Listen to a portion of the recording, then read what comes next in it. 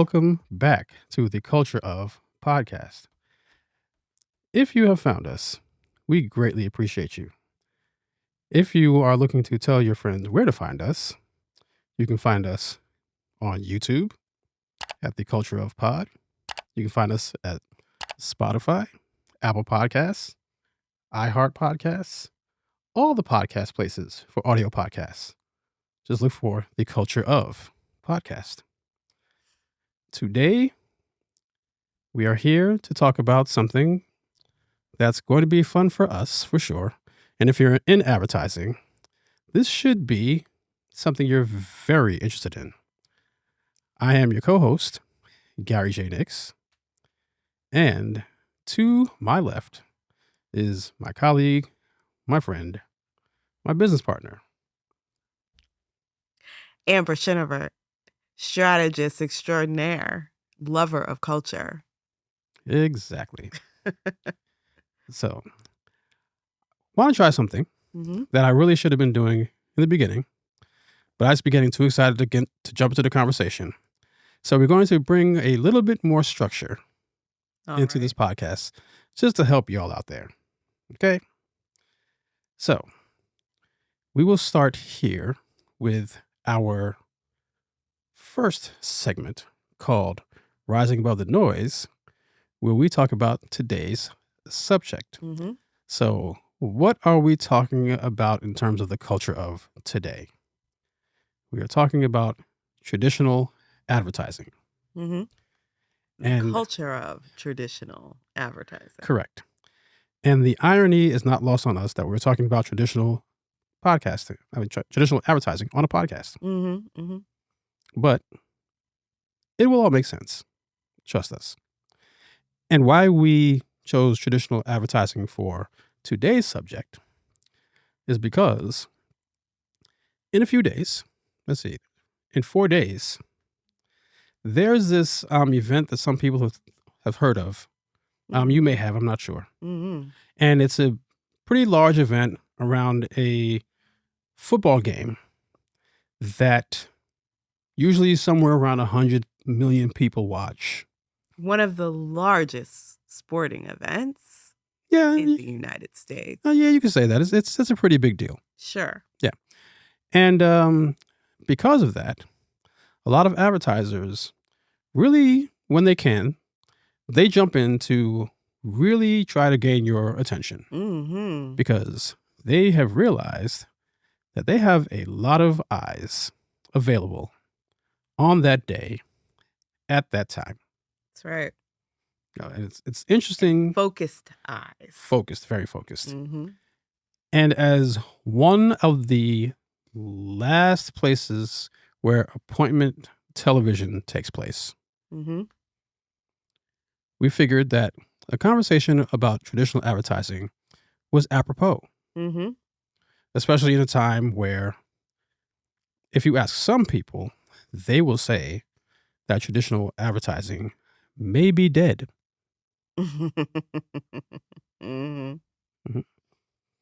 So, I'm going to throw it to you to introduce the tension because we are strategists and we love tension. And we love attention. Tension is really important because tension makes us human.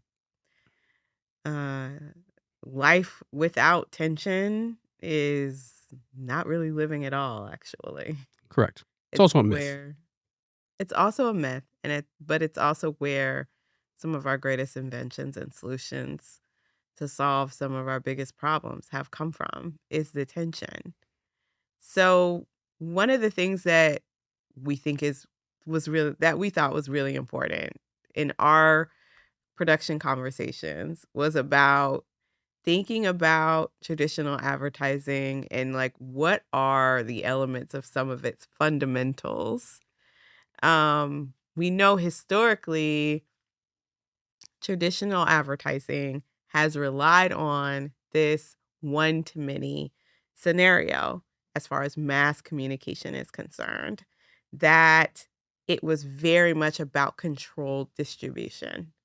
I buy this ad or this space or, this location in this particular channel, and I am going to be able to get my message out there to the people that I have prioritized. And that's kind of the end of it as far as traditional advertising goes.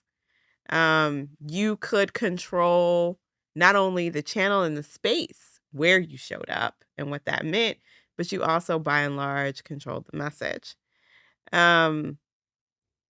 But now, or excuse me, even with traditional advertising, there was that sort of word of mouth effort, but it was smaller, smaller groups, smaller little communities of people, that you only had to really, that wasn't as big of a concern for you as a brand,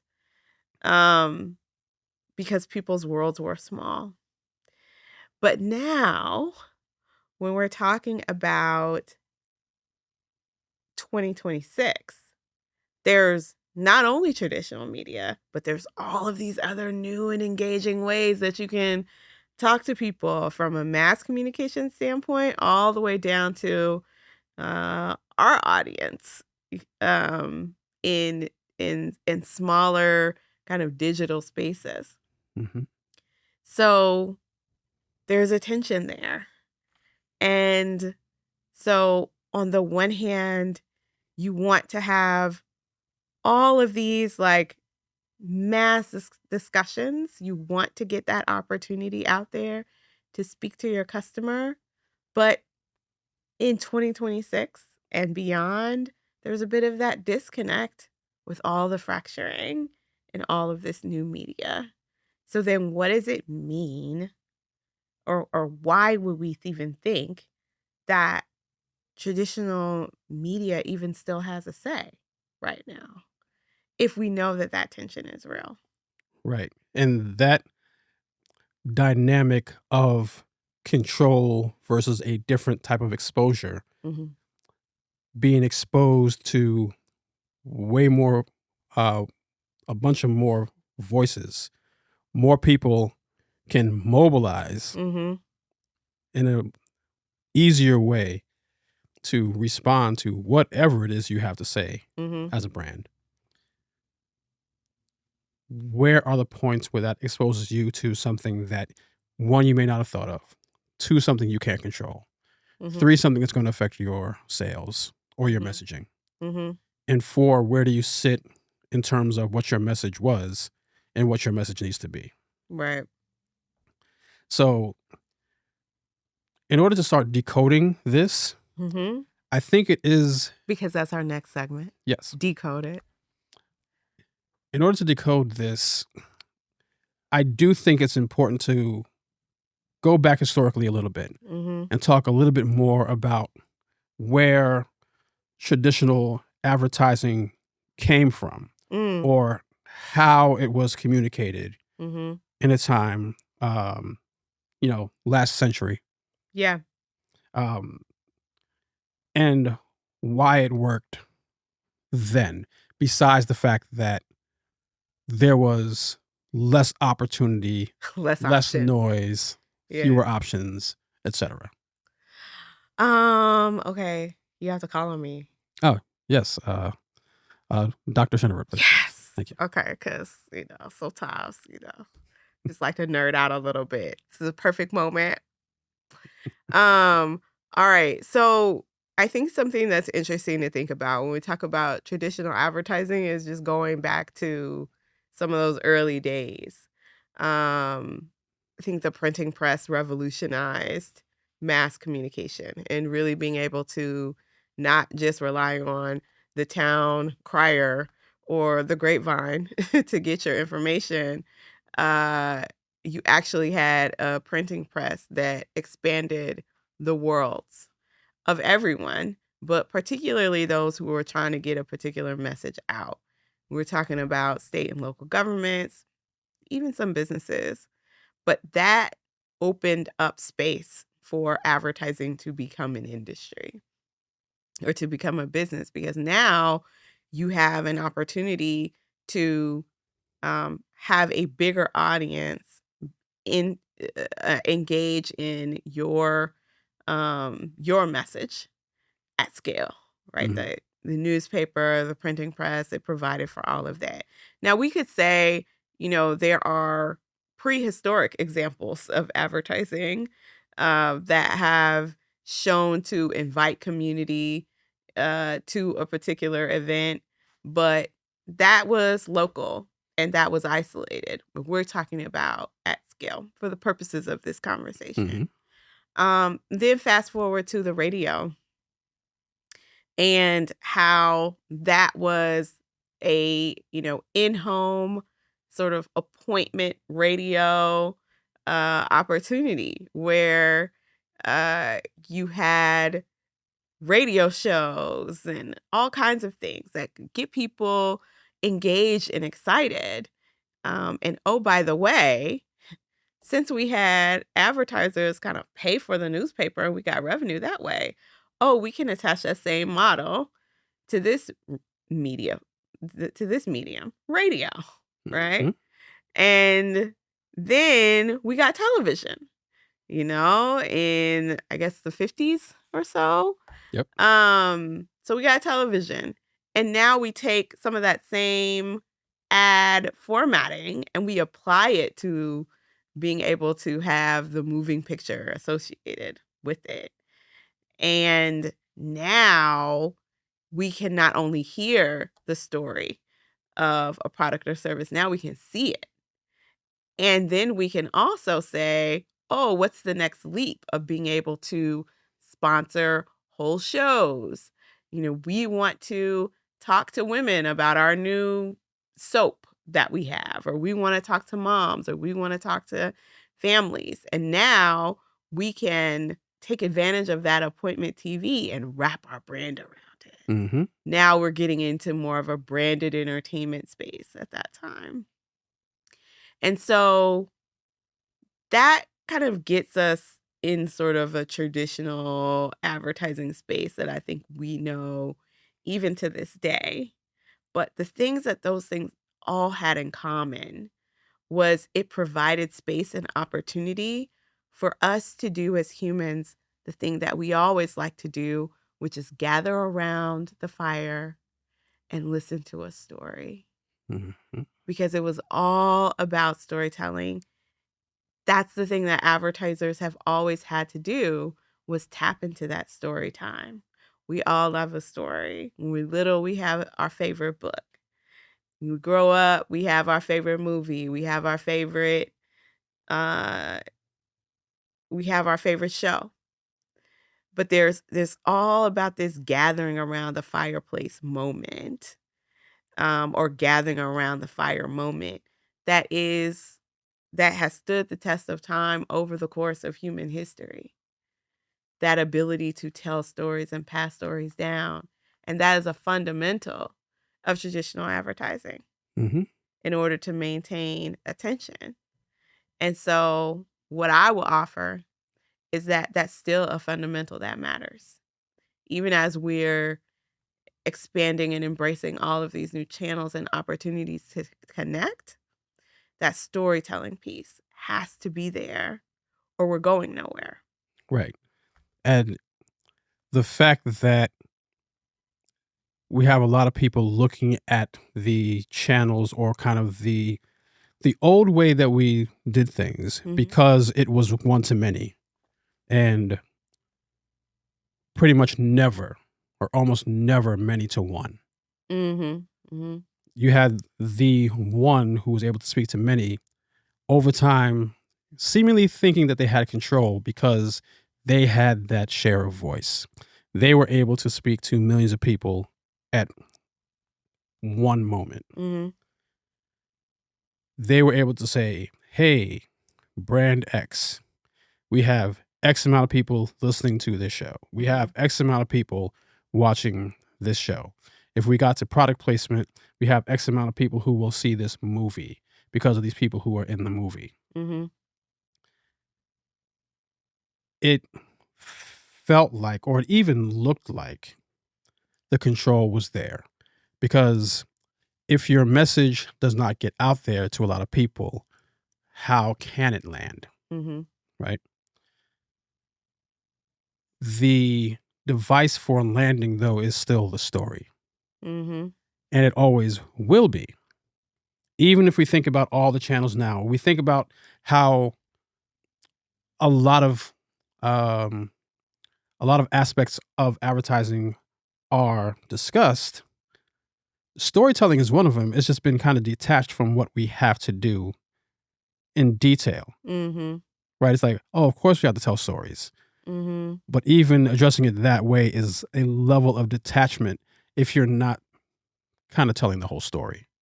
Yeah. Right? So we know, because we see the stories that become popular, the ones that go viral, there's something to that story that has made a bunch of people say, I'm going to sit down, Mm-hmm. watch, and react to this. Yeah. And too often we don't say, okay, let's make sure we craft this. Like we don't show the proper importance of that part of what we do. Mm-hmm. Or sometimes clients don't, because they're so worried about that number. Mm-hmm. So they start looking at the channel as a container. Like, okay, oh, everyone's over here, so we have to move everything over here. Yeah. Not necessarily tell the story in a way that makes sense over here, because I know you've had that fight before. I know I've had that fight before. Oh man, have I? Right. Yeah. And I know a lot of our listeners have had that fight before. Yeah. Or they're in for it. Right. But the reason why we have this podcast, the reason why we tell our stories here, Mm-hmm. is in hope that someone will listen, not just to listen, but to learn, to spread the story, to get people to understand why this is important. Mm-hmm. That's your cue to subscribe if you have not already. Correct. See, the segues here. It's just like we're just, this is why we're friends. We just bounce off each other. Say something. But the key is we can't forget about the creativity. Yeah. And I'm saying this as a strategist. I am a creative thinker, but creative output, that's not my strength.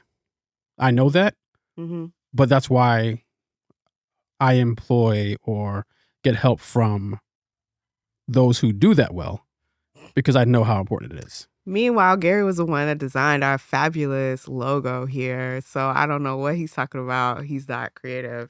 I said that's not my strength. Okay.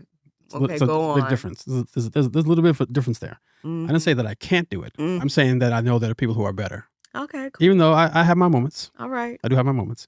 But the key is to make sure those who have the know-how Mm-hmm. either do it or find the people who do it best. Yeah, because it's interesting because I think when we talk about fundamentals in traditional advertising, we're still in our decoded mode. Mm-hmm. I just had this conversation with the team, with one of the teams that I work with yesterday. And we were just talking about fundamentally the art and the copy have to work together.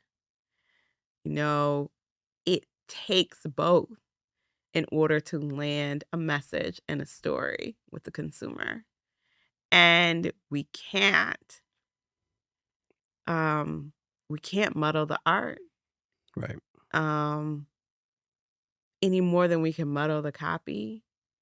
In our world, you know, we have an art director and a copywriter that are typically paired together, at least two, that work together to tell that story. Like our whole business, a huge part of our business is built on the fact that you need both. Mm-hmm. But they're fundamentals. Right. You know? And I think that we can get potentially distracted by, you know, the rise of the importance of influencers in that conversation. because there's this idea of maybe you're seceding all of that to one person. But when we're talking about a whole brand story, there's still that need for somebody to guide the overall storytelling of how that's going to land in the marketplace. See that from a strategy standpoint and really help usher in those opportunities to enhance the broader story that we need to tell. Mm-hmm. Because we could have ourselves tapped into, 30 different channels, but there has to be some high level strategy that informs the creative guidance that helps to build a brand. Mm-hmm. Like, and you can, have various different channels and people and influencers definitely contribute to that. But the foundation from a traditional advertising perspective of having an overall consideration and an overall strategy that the creative brings to life, that gives direction in all of these different channels is necessary. Right. Because if we think about all the newer forms of media out there, Mm-hmm. while that has brought fragmentation, while that has scattered where eyes may be, Mm-hmm. when people gather on whatever the new channel is, right? Mm-hmm. Let's just take social because the easiest illustration right now. You have people spending all this time on social, Mm-hmm. and while they may be scrolling, they are looking for something to make them stop. Yes. And those things that go viral, a bunch of people have stopped. Mm-hmm. So we have now created like these bite-sized appointment moments Mm-hmm. that are not bound by time in the same way that they once were, Yeah. but there's still this aspect of appointment because everyone's coming back to some place to have this conversation. Mm-hmm. And because it doesn't have to be bound by time because of technology, and we can have the discussions Mm-hmm. at different times Mm-hmm. and over longer periods of time. Mm-hmm. I think that sometimes we're chasing that moment and trying to find that moment instead of linking all those moments together. Yes. Because those stories that work are based off of these principles of narrative design. My students are going to hear this in a couple of weeks. Mm-hmm. Every great story, because I'm not someone who likes good enough. I'm always striving for great. Every great story is three things. Mm-hmm. It's relatable, it's immersive, and it's emotional. And those three things are a big part of why influencer can work. Mm-hmm. If you have an influencer that makes sense with the brand, they are immersed in whatever that brand is offering. Mm-hmm.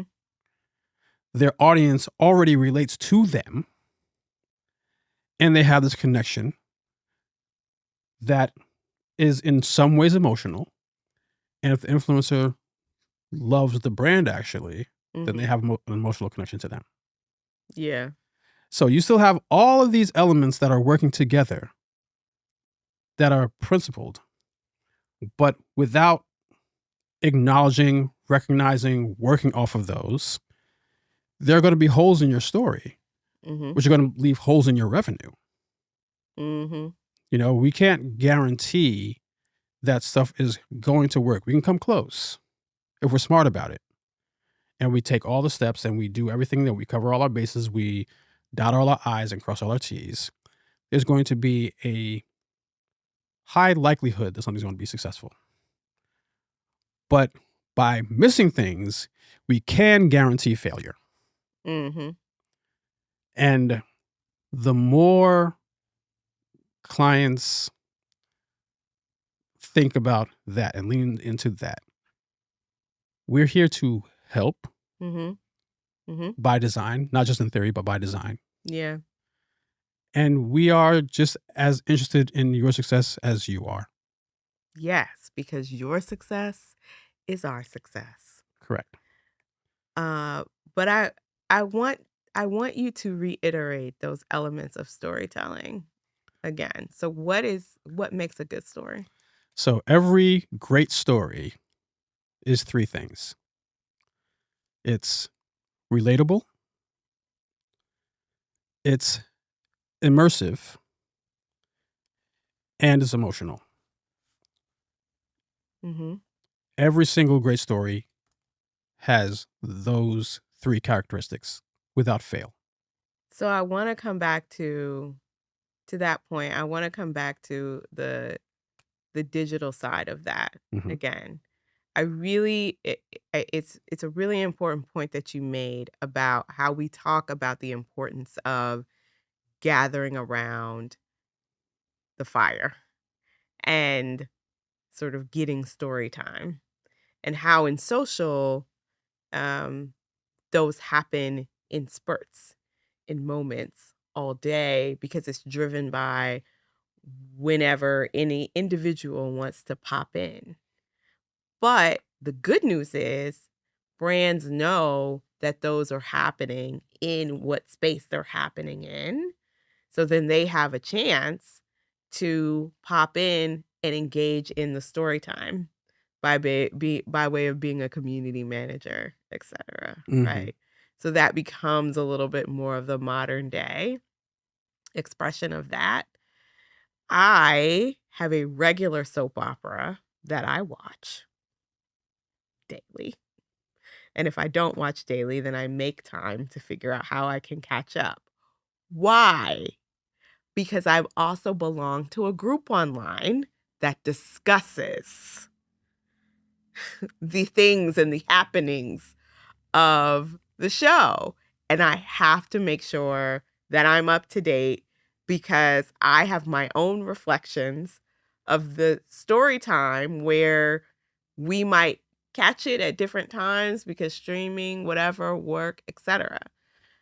But there is this moment where everybody comes in to kind of discuss the happenings of the day. And it's so silly. It's not super important, okay? I recognize that. It's fine.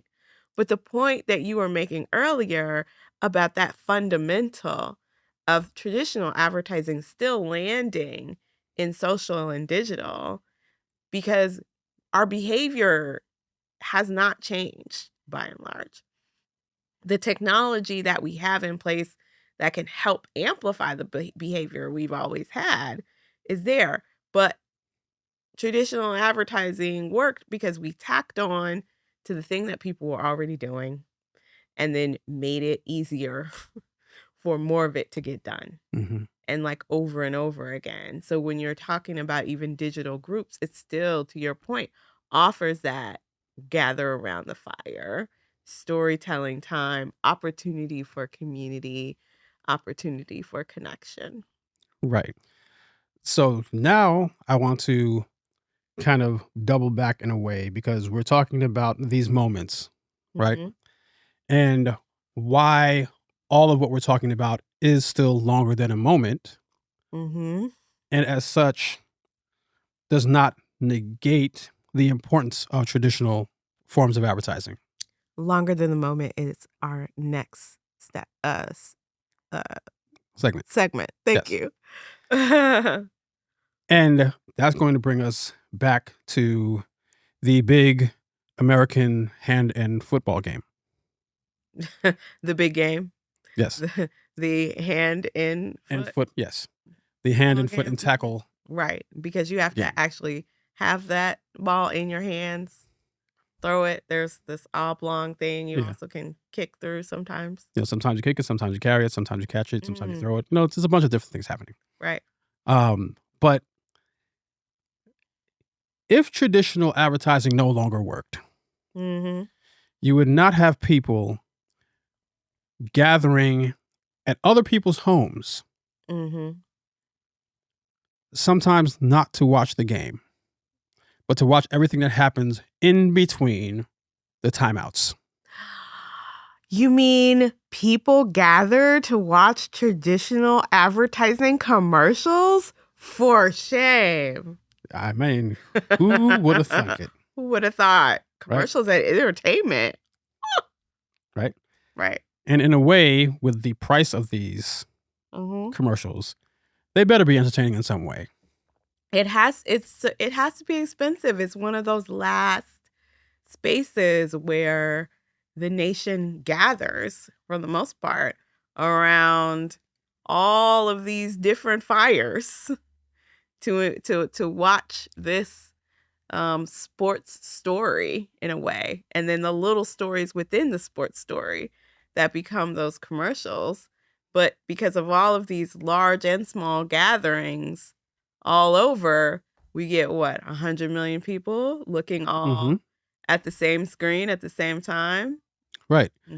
And I mean, there's so many people who I know, for whatever reason, pay zero attention to the game. They are literally there for the commercials. They're there for the commercials, but they're also there for the community. Yeah. Like that's also an opportunity for people to come together. It's the gathering, it's the community, and brands are privileged to be a part of that gathering and community. So the fact that there is this large scale thing that is indicative of what we used to do, not only at scale, but primarily. Anyone who says, oh, the 30-second spot is no longer important. Can you explain why you have brands paying millions of dollars for that one spot if it doesn't matter anymore? Yes, there are different ways now. There are more ways to do this now. And that should not be ignored. But in the same way that you don't ignore the new ways, you don't ignore the old ways either. Because there's this balance of privilege and access/opportunity. Not everyone can get a Super Bowl spot. Because not everyone has 8, 9, 10, whatever the $1 million number is for 30 seconds right now. Yeah. I mean, forget about not just having it to spend. Some people just don't have it. And that's fine. Because we have so many other channels out there, there are different ways to do it. Because people are watching in homes, in bars, through streaming, online, all at the same time. So there's plenty of opportunities around this game to do things. However, because a lot of the conversation is about these commercials, that does still show how and why traditional advertising still holds importance. The fact that we have any commercials at all, despite the quality of the commercials, right? We could debate that. That's not what we're debating here, right, in this podcast right now. Right, but what I do want to point out is the whole idea of, oh, people hate advertising. That's not true, because once again, that game. People hate bad advertising, and you can stretch that sentiment to a lot of things. People hate a lot of bad things, so not liking bad advertising makes sense. The answer: make better ads. Yeah. And while that's an oversimplification just for this conversation, it's still absolutely true. The ads that end up being celebrated are because they're good. Yeah. They've actually stopped. They've actually made people stop. They've actually made people talk about them. Yes. And go find them again and share them and amplify that, word of mouth thing that we were talking about before. Because now you're talking about individuals who aren't even necessarily trying to be influencers, that have thousands of people that they're connected to online. And some of that is, depending on the life lived, like literally people that they've met along the way, people that they've met online, various communities that they are connected to, and that that that space, that ability to share has grown, and then that sharing is interconnected because now we can track, Mm-hmm. you know. Mm-hmm. And all that community activity, all the sharing that happens, the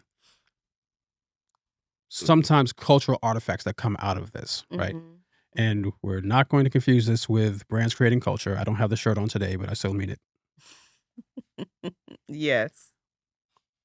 But when people actually take something from a commercial and it's that interesting, that important to them, Mhm. and bring it into cultural spaces, Mhm.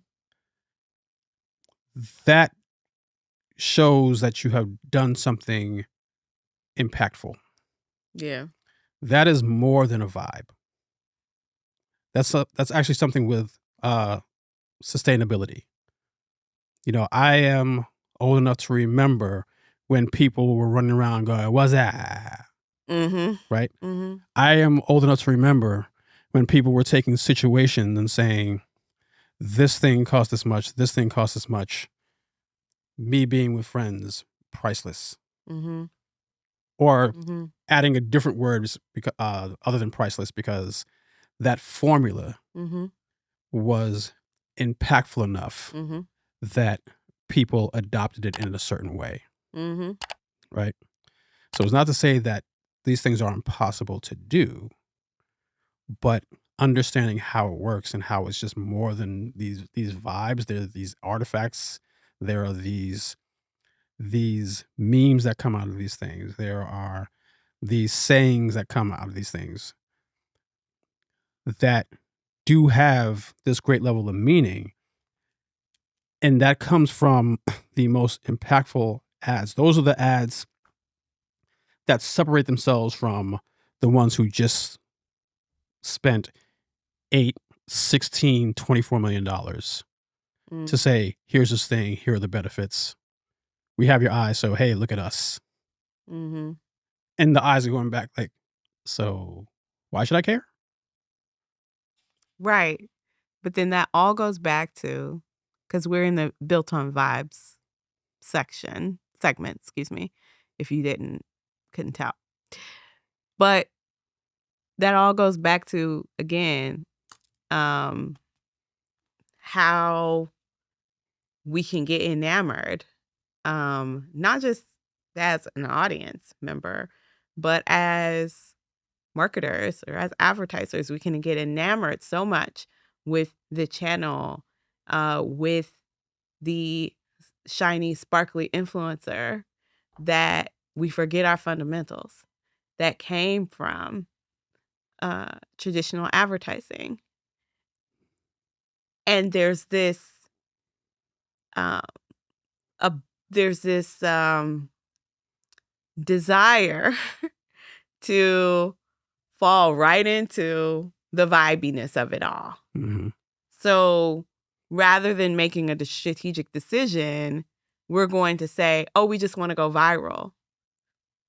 That's not a strategic decision. That's not necessarily in service to your brand. That's not necessarily in service to the customer that you want to inspire the most, that you want to engage the most. So there's this, there can be this slippage away from these fundamentals that are grounded in traditional advertising, and people convince themselves that, like, oh, well, that doesn't matter anymore because the vibes are this way. The vibes are going that way. But to your point, I'm old enough to remember when the iPhone launched. The iPhone was a spectacular introduction of a new way to consider a phone, um, a smartphone, if you will, because there was BlackBerry, right? Don't get me started. I did a rant about BlackBerry and how they fumbled the bag at a conference in front of BlackBerry. Okay, we might have to save that for deconstruction. But what I wanted to say was the innovation in the iPhone was that it brought together so many little pieces of technology and behavior that you were already doing in one place. It just made it that much more convenient. Your handwritten calendar is in there. Your alarm clock is in there. Your phone, your music, just every like sort of little day-to-day thing that you could think of that you probably spent the most time on, it was all there. And so it wasn't just about the tech, because we're getting in 2026, we're in these conversations that's just about the tech. But it's like, no, it's actually following and making easier a behavior that you were already doing. And that's why traditional advertising still works. That's why we can't just go off of the vibes like, oh, whatever is going viral. It's useful to always come back to those fundamentals, because otherwise you could end up having your brand get lost chasing the next lightning strike. And that's not necessarily what's best for your brand. It's not what your customer wants. And you could just end up getting lost. Right. It's also not what your customer needs. Mm-hmm. Right. You're still there to serve a purpose for them. So we could talk about this virtually forever. We could. But for right now, we're going to let this sit. Mm-hmm. Okay. And while we let this sit, I'm going to ask you all to do a couple of things, and they're free. Like, subscribe, share, comment. Tell people about us. Have them join this party. Okay? There is a paid version where we talk more, and invite people to that as well. That's our Patreon. Patreon.com/The Culture of Pod. Subscriptions start at $6. And what we talk about there is worth way more than $6. But we know times are hard. Mm-hmm. Right? So just joining us here and also still commenting, hitting that subscribe button on your audio podcast channel of choice, hitting that subscribe button on YouTube. All these things help us because we want to continue conversing with you about this stuff. This stuff is important. It's not rocket surgery, but it's still important to business. Okay? So, until next time, we bid you all adieu, and we'll catch you soon.